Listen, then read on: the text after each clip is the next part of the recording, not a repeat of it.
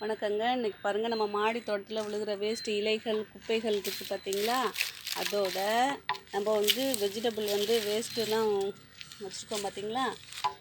அதெல்லாம் மக்கி நமக்கு கம்போஸ்ட் உரம் ரெடியாக இருக்குது.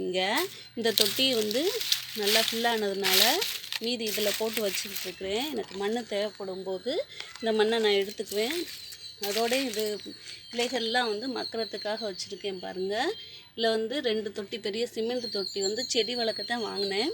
அப்புறம் இலைகள் குப்பை நிறையா விழுகிறதுனால இதெல்லாம் நல்லா க்ளீன் பண்ணி அப்பப்போ தரையை கூட்டி அதில் இருக்க மண், இந்த குப்பைகள், இலைகள் இது எல்லாத்தையும் இதில் போட்டு வச்சுருவேன் பாருங்கள்.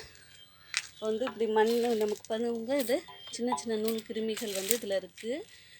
நுண்ணுயிர்கள், கிருமிகள்லாம் சொல்லக்கூடாது, நுண்ணுயிர்கள், செடி வளர்கிறதுக்கு தேவையான சின்ன சின்ன பூச்சியெல்லாம் இதில் இருக்குது பாருங்கள். இது எதனால் உருவாகுதுனாக்கா, நம்ம இந்த வேஸ்ட்டோட தேமோர் கரைசல் இருக்குது பார்த்தீங்களா?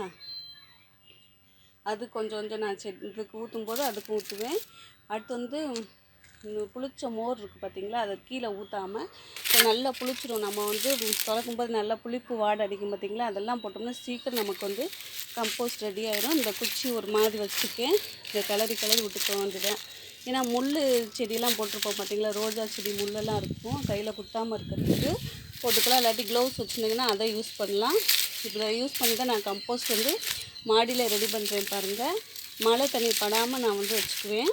இப்போ வெயில் நல்லா அடித்ததுனால வெயில் படணுன்றதுக்காண்டி ஓப்பன் பண்ணி வச்சுருக்கேன். இல்லாட்டி வாடை அடிக்கும் பார்த்தீங்களா? இது பாருங்கள், இதெல்லாம் எரித்து இந்த குப்பை இருக்கும் பார்த்தீங்களா? அது கூட இதில் இருக்குது. இந்த சாம்பல் அதையும் இதோட போட்டுருவேன் பாருங்கள். சாம்பல் சத்துக்கள் செடிக்கு எல்லாமே இதிலே கிடைக்கும். நான் உரங்கள் வெளியில் வாங்குறதே இல்லை. நம்ம மாடி தோட்டத்தில் விழுகிற இலைகள் குப்பைகள், அதோட இது பாருங்கள், வெஜிடபிள் வேஸ்ட்டு இது கூட இதில் மண்புழு இருக்கும். அதனால் அதையும் கொஞ்சம் ஊற்றி விட்டுட்டோம்னாக்க அதுக்கு உரமாயிரும். அதுவும் சாப்பிடும். செடிக்கும் இதை ஊற்றுவேன் பாருங்கள். வெஜிடபிள்ஸ் அப்படியே போடாமல் நான் கிரைண்ட் பண்ணிடுவேன். அதனால் அதை அப்படியே கொஞ்சம் ஊற்றி விட்டுட்டோம்னாக்கும் ஊற்றி விட்டு நல்லா கிண்டி விட்டணும். இப்போ இந்த அது எல்லா பக்கமும் போகும். உள்ளே மண்புழுவும் இருக்குது. நல்ல நன்மை செய்யும் பூச்சிகளும் மாடி தோட்டத்தில் இருக்குது பாருங்கள். இதை வச்சு தான் சின்ன சின்ன இந்த பூச்சிகள்னால தான் எறும்பும் இருக்க தான் செய்யும். ஏன்னா இதில் சாப்பாடு பொருள் எல்லாம் போடுறோம்ல, வேஸ்ட் ஆகிற இந்த இட்லி அதை சின்ன சின்னதாக பிச்சு போட்டுருவேன். சாதம் காக்காய்க்கு வைப்பேன். அது கீழே சிந்துச்சுன்னா அதையும் கூட்டி இதில் தான் போடுவேன் பாருங்கள். இப்படி போடுறதுனால நமக்கு சீக்கிரம் உரங்கள் தயாராகிடும். இதுதான் ஃபுல்லாக நம்ம மாடித்தோட்ட செடிகள், எவ்வளோ மரம் செடியெல்லாம் வச்சுருக்கேன் பார்த்தீங்களா?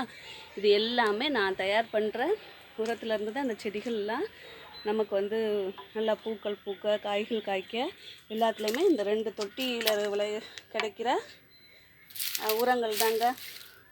நீங்கள் மாடி தோட்டத்தில் இதே மாதிரி ட்ரை பண்ணுங்கள்.